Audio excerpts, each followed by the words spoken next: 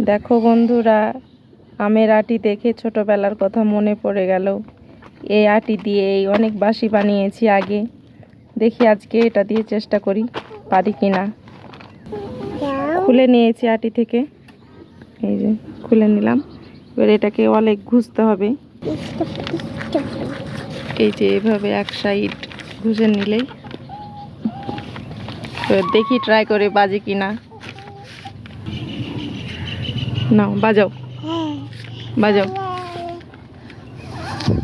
তুমি পারছো না, দেখি আমি বাজাই। হয়ে গেছে। ভালো করে বাজাও।